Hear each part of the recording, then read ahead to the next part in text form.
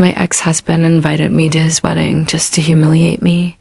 But when I walked in, the look on his face was priceless, pure shock. Hi friends, let me share how Daniel's plan to embarrass me on his big day backfired in the most unexpected way. Before we dive in, make sure to subscribe, like, and share this video. Drop a comment and let me know where you're watching from. Your support truly means the world to me. My name is Clare Morgan, and I'm 34 years old. If you'd met me 2 years ago, you wouldn't even recognize me. Back then, I was shattered, betrayed, clinging to a marriage I thought would last forever. Daniel Harris, my husband of 6 years, decided one ordinary spring afternoon that he wanted something better. Her name was Jessica Reed, 10 years younger, all bright eyes and fresh energy, eager to take my place. The day he left, he leaned against the kitchen counter like he was talking about the weather and said, "Claire, you've changed. I need someone who excites me." I stood there holding a coffee cup, numb, wondering how a man could destroy an entire life with a sentence so casual. The humiliation didn't stop there. In our upscale Boston circle, gossip spreads fast. Friends stopped calling, and at the grocery store, I got pity smiles that cut deeper than words. Meanwhile, Jessica flaunted my jewelry, my vacations, my old life on Instagram like a trophy. It burned, but I let that fire drive me. The first few weeks after the divorce were brutal. I stopped wearing makeup, stopped answering calls, stopped looking in mirrors. Then one night, my best friend Emily sat me down and said, "Claire, this isn't the end. This is your rebirth." Those words flipped a switch. I started small, hit the gym, ate to heal, not to hide. I hired a no-excuses trainer named Sophia. At first, I could barely jog a mile. Months later, I was running 5 without breaking a sweat. My clothes fit differently, my posture lifted, and one day, I caught my reflection in a shop window and thought, she's back. Before moving further, tell me where you're watching from. But it wasn't just the outside. Inside, I was rebuilding too. I finally signed up for that executive marketing course I'd been putting off for years. Before long, I had offers from top firms and chose one that let me travel. Soon my passport was filling up Italy, Greece, France, every trip helping me reclaim the pieces of myself Daniel tried to break. And then in Milan, I met Alexander Bennett. Tall, sharp suit, the kind of man who fills a room without even trying. He was speaking at a tech conference. I was there on a project. We ended up at the same dinner table that night, and the conversation just flowed effortlessly. Unlike Daniel, Alex actually listened, really listened. By the end of the evening, he asked if he could see me again. And by the end of the month, we were inseparable. Alex didn't just love me, he respected me. He noticed the little things, how I took my coffee, how I tucked my hair behind my ear when I was deep in thought. He never flinched at my scars, emotional or otherwise. With him, I wasn't rebuilding to prove anything. I was simply living, still. There were moments when Daniel and Jessica crossed my mind, not with longing, but with a sort of detached curiosity. Last I heard, they were living in a downtown loft, hitting charity galas and posting every picture-perfect moment online. From the outside, it was flawless, but I knew Daniel. He was probably still chasing the next thrill, never satisfied with what he had done then. One crisp autumn afternoon, 18 months after the divorce, I walked past a boutique and saw it.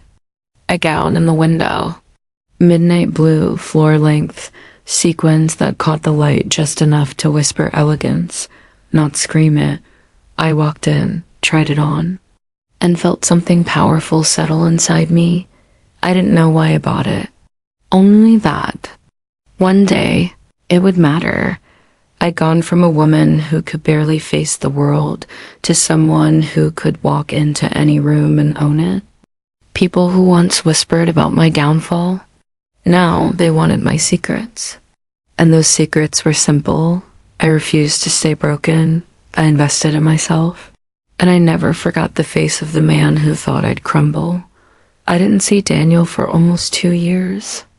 And honestly, I didn't miss him. Life was full. My career was thriving. Alex and I were planning a future together. But life has a funny way of circling back. Sometimes it even gives you the perfect stage. That stage came in the form of an envelope. It arrived on a Thursday morning, buried between work documents and a package from Paris. I almost tossed it aside until I saw the handwriting. Daniel's handwriting, slightly slanted. All caps for the recipient's name. Not my first thought. He wants something. My second. I don't care. Still, curiosity is a tricky thing. I slid a finger under the flap and pulled out a heavy cream card. Embossed in gold. You are cordially invited to celebrate the wedding of Daniel Harris and Jessica Reed.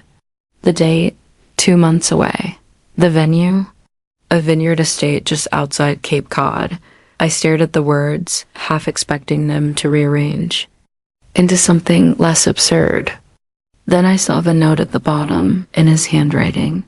Thought you might want to see how it's done, right? My jaw tightened. This wasn't an invitation. This was a performance of front row seat to my supposed humiliation. Daniel wanted me there. Wanted me to watch his happily ever after, remembering I'd been the woman left behind. I let the card rest on the counter for a long time. Part of me considered tossing it in the trash. But another part, the part that had risen from the ashes, felt something different. Not rage. Something quieter, sharper. I wasn't upset. I was amused. That evening, Alex came over. I was curled on the sofa, the invitation sitting on the coffee table like a challenge. He loosened his tie, glanced down at it, and asked, "Who's getting married?" "Daniel and Jessica," I said, watching Alex's face. He picked up the invitation, read the smug little note, and raised an eyebrow. "And he sent this to you." "Oh, he sent it on purpose," I replied. "This isn't an olive branch, it's a show." Alex studied me for a moment, and that slow smile of his appeared. "Then let's make sure the audience gets more than they bargained for." That's what I love about Alex. He never feeds my ego just to feed it, but when he sees a chance for me to stand tall, he's right there. With me, we spent the next hour tossing ideas around. Should we go? Ignore it? Somewhere between sipping wine and watching the sunset, the plan took shape. We weren't just going to attend. We were going to arrive. I pictured it instantly stepping out of a car that made heads turn. Wearing clothes that silenced a crowd. No drama, no scene. Just a presence so undeniable it shifted the air in that vineyard. The following weekend, Alex arranged a trip to a high-end tailor in New York while he was being measured for a midnight black tuxedo. That made him look like a walking magazine cover. I wandered into the evening gown and then I saw it. Champagne silk, fitted at the waist, shimmering like water at sunset. The neckline was daring, but tasteful. The train, long enough to glide like a whisper. When I slipped into it and turned to the mirror, the woman staring back at me wasn't an ex-wife. She was a woman who wrote her own story. When I stepped out, Alex's expression said everything. "That's the one," he said softly. We left the store with garment bags slung over our shoulders and a quiet giddiness between us. This wasn't about Daniel anymore. It was about walking into a room where I'd once been defined by someone else and proving, without a single word, that I'd outgrown the entire narrative. The weeks leading up to the wedding were business as usual. Campaign launches, dinners with friends, weekend trips with Alex, but every so often, I'd glance at the calendar and feel that spark. Emily caught me smiling at my phone one afternoon and asked what I was up to.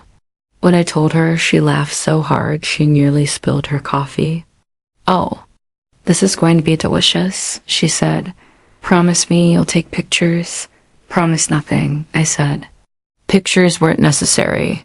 I wasn't doing this for keepsakes. I was doing it for the moment, the split second Daniel would realize. I wasn't the woman he left behind. 2 nights before the wedding, Alex took me to dinner on a quiet rooftop. The city lights shimmered below us, the air cool enough that I pulled his jacket around my shoulders. Are you nervous? He asked. I shook my head. Not even a little. I just want to walk in, make the point, and walk out. He reached across the table, took my hand, and said, then that's exactly what we'll do. The morning of the wedding, sunlight streamed across the bed. My gown hung in its bag by the closet. Alex's tuxedo beside it. In a few hours, we'd be stepping into a scene Daniel thought he controlled. He had no idea we were about to rewrite it entirely. The drive to Cape Cod felt like the prelude to a film, the kind where you know the best scene is waiting just beyond the next turn. The sky was flawless, a crisp blue stretching over the glinting ocean, and Alex was at the wheel of the Rolls-Royce Phantom he'd arranged for the day. Black, polished to a mirror shine, the kind of car that doesn't just arrive, it makes an entrance. We weren't rushing. We didn't need to. The real power is an unhurried confidence, the kind that makes the world wait for you. Inside, the cabin was hushed, that the air thrummed with energy. My gown, champagne silk, swept across my lap like liquid sunlight, cool, smooth, deliberate. Alex reached over, his fingers brushing mine on the center console. Ready? He asked, though we both knew the answer. I turned to him, steady and calm. More than ready. The vineyard appeared ahead like something out of a glossy magazine rolling green hills. White barns turned into luxury event spaces, and rows of imported cars lined up by valets in crisp navy jackets. Even from the drive, I could hear it, the low hum of music, laughter, the kind of curated perfection Daniel loved to show off. We pulled up to the entrance just as another group of guests arrived in a modest sedan. Their conversation cut short when they saw the Phantom glide to a stop. One woman leaned toward another, whispering behind a manicured hand. I didn't glance their way. My breathing was slow, unshaken. The calm wasn't for show. It was the kind of calm that comes when you already know the ending. A valet approached, opening Alex's door. He stepped out with that easy grace that turns heads, buttoned his tuxedo, then circled to my side. Through the tinted glass, I saw faces turning toward U.S. Phones lifting. Inside, I could hear Jessica's laugh, bright, practiced, just a little too sharp at the edges. Daniel's voice pitched higher than usual, as he greeted guests like the man of the hour. They had no idea. Alex offered his hand. For a heartbeat, I just looked at him, tall, composed, utterly mine. The one man who understood exactly what this moment meant. Then I slid my fingers into his and stepped out. The sunlight hit the gown instantly, making it shimmer like champagne poured in crystal. My hair, styled in soft waves, moved in the light breeze. I didn't need to look to know every eye was on us. I felt the shift in the air. We walked slowly, deliberately, my heels clicking against the stone path like a metronome. Each step measured. Alex's arm warm beneath my hand, his presence a quiet shield of strength. The whispers stopped. Silence rolled out ahead of us, broken only by the sound of my gown brushing against the path. Then came the murmurs, lower, sharper, people texting inside before we'd even reached the doors. At the entrance, a young woman with a clipboard froze mid-sentence. Welcome, she said, the word tilting up into a question. Alex smiled politely. Thank you. We're here for Daniel Harris's wedding. Her face shifted, recognition, shock, and something else, all in a single flicker before she stepped aside. Inside, the room was a cathedral of white flowers and soft candlelight. Linen-draped tables fanned out from a glossy dance floor. And there, dead centered, Jessica in her wedding gown, greeting guests with that perfect hostess smile. It was stunning, I'll give her that. But the way her eyes darted toward the door, the sound of the first whispers told me everything. And at the bar, laughing too loudly, pretending to hurt Daniel. He turned when the room shifted, the way a flock turns when it senses something. In the air, his laughter froze mid-sound, collapsing into silence as his eyes landed on me. In a heartbeat, the color drained from his face. The easy grin vanished, his jaw clenched. One blink, then another. Like if he looked long enough, maybe the image in front of him would rearrange itself into something less threatening, but it wouldn't. I didn't speed up. I didn't slow down.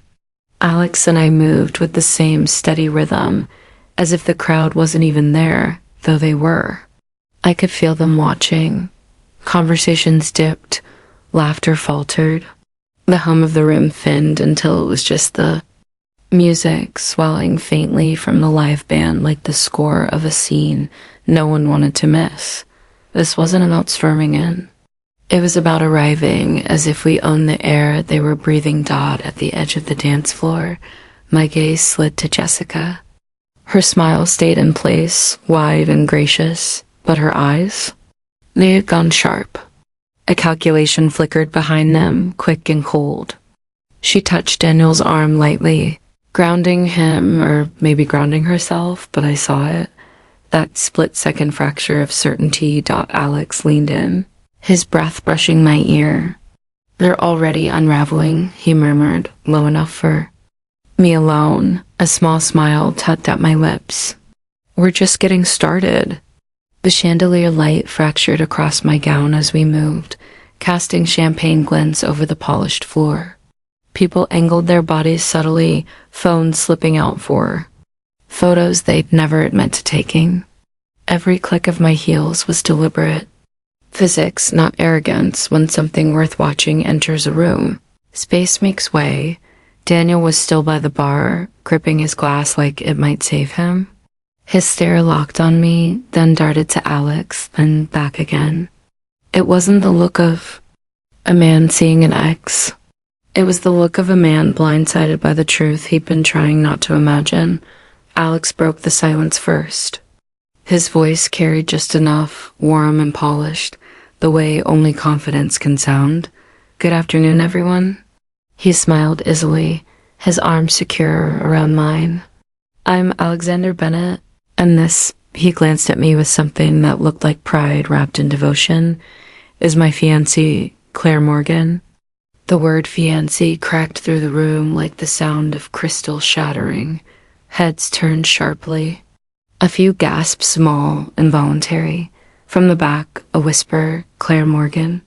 As in, it trailed off. It didn't need to finish. Jessica's smile didn't falter, not entirely, but it twitched. A microfracture, almost imperceptible. Almost. She glanced at Daniel for half a second.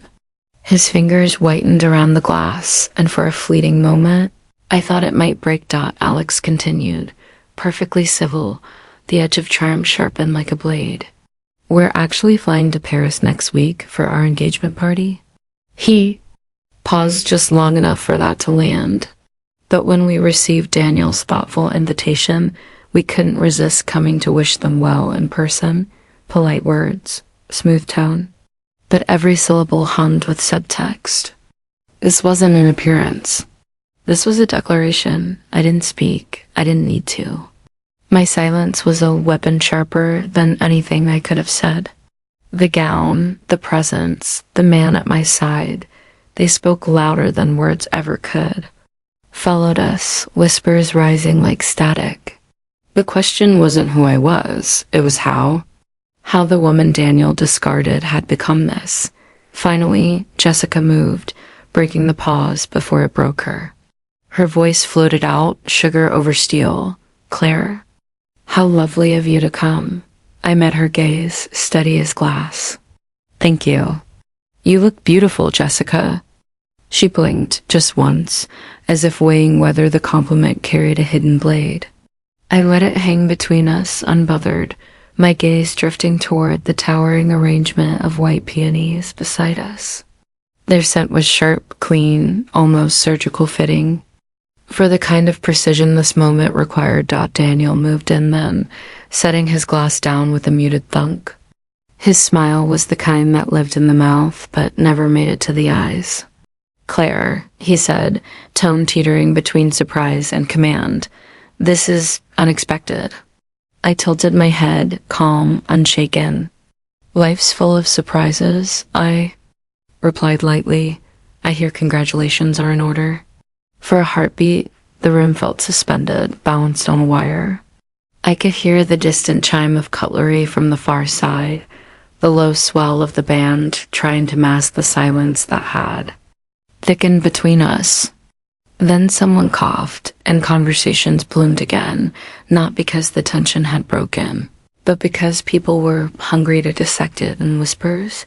We stayed just long enough for the moment to etch itself into everyone's memory. Long enough for the discrete snapshots to circulate like contraband. Alex ordered champagne, and we stood together shoulder to shoulder, all ease and quiet dominance, while familiar faces floated by with forced smiles. Daniel tried. Oh, he tried. The longer we lingered, the thinner his composure stretched. Hiss. Glances grew sharp, cutting sideways like thrown knives. At one point, Jessica leaned in toward a friend, her voice pitched low, her hand gesturing subtle, but not subtle enough. I didn't care what she said. I wasn't here for commentary. This wasn't about Daniel or Jessica. It was about me stepping into a space where I'd once been small and proving, without raising my voice, without breaking a single rule of civility, that I had outgrown the walls entirely. When Alex drained the last of his champagne, he glanced down at me with that silent question. "Ready?" I gave the smallest nod. We walked toward the exit, unhurried, like people leaving a dinner they hosted. The crowd parted again, the tide making way. At the doorway, Alex turned briefly, his tone warm, unshaken. "We'll let you get back to your day," he said with a polite smile. "Best wishes." Daniel's jaw worked like a man grinding his teeth behind his lips, but all he managed was a strangled "thank you." Outside, the evening air folded around us like silk. The Rolls-Royce waited, its black surface gleaming under strings of lights. The driver held the door, and for one last moment, I looked back through the glass. Daniel stood exactly where we'd left him, rooted, eyes tracking us like a man who'd just watched his perfect script set itself on fire. Jessica was beside him, speaking fast, her smile nowhere in sight. I slid into the seat, the cushioned door sealing shut with a muted click. Alex joined me, and as the car began to roll down the gravel path, he reached for my hand. "You were magnificent," he said, his voice soft, certain. I exhaled, a slow breath I hadn't realized I'd been holding. "No," I said with a faint smile. "We were." We hadn't even hit the highway before my phone buzzed. Once. Twice. A third time. Alex and I exchanged a glance, amusement flickering between us. Neither of us needed to ask who it was. The first call went unanswered. Then came the text. "Daniel, Claire, can we talk, please? Please." From the man who once told me I'd never find better. Before reaching the end of this story, I'd like to know, which part surprised you the most? I let it sit. A few minutes later. "Daniel, I shouldn't have invited you. That was a mistake." Another. "Daniel, you didn't have to show up like that." Like that. The irony made me want to laugh. He had wanted me there to sit in the shadows and applaud his new beginning. To confirm, silently, that he'd won. Instead, I'd done something far simpler, and far more devastating. I'd rewritten the story. Instead, I walked in and completely rewrote the narrative. An hour later, Emily called. "Claire, you absolute legend. My cousin was at that wedding. She said you and Alex looked like movie stars. Apparently, Jessica's been in the restroom for half an hour crying." I exhaled slowly, not out of guilt, but because the weight of the day was finally settling. Emily, I didn't go there to hurt anyone, I said. I just needed to remind myself that I'm not the woman they thought I was. She laughed. Oh, trust me, you reminded them, and the entire guest list. That night, Alex and I sat on the balcony, city lights glittering beneath us. Another message came through. This one was longer. Daniel, I made a mistake letting you go. Seeing you today, I realized what I lost. If there's any part of you that still cares. I didn't bother finishing it. I simply deleted the thread. Because here's the truth, his regret wasn't about love. It was about control. And I'd learned the hard way that control disguised as affection was nothing I'd ever need again. I leaned into Alex, his arm wrapping around me. Paris next week, he asked, that familiar smile tugging at his lips. Paris, I agreed. And after that, wherever we feel like. I didn't need revenge. I didn't even need closure. I'd already won the moment I walked into that room, head high, with someone who loved me exactly as I am, not as someone they could mold. Some battles aren't fought with anger or loud words. They're won with a gown that glitters, a partner who beams with pride, and the quiet confidence that you've outgrown the life you once thought you couldn't live without. And Daniel? He'd have to live with that image forever. The moment his wedding stopped being about him and became the day he realized he was just a chapter in my story. Life has a way of circling back. Sometimes, the people who thought they buried you end up watching you bloom. My lesson, never waste energy proving yourself to someone who chose to leave. Instead, invest it in becoming the best version of yourself. Trust me, success, self-respect, and real love are louder than any revenge speech you could ever give. So tell me, if your ex invited you to their wedding, what would you do? Ignore it, show up to cause a scene, or walk in as their biggest, what if, come to life? Let me know in the comments. And don't forget to like, subscribe, and share this story, because somewhere out there, a Daniel is planning a wedding, and a Claire is planning her arrival. Thanks for watching. Stay tuned for the next story. Bye.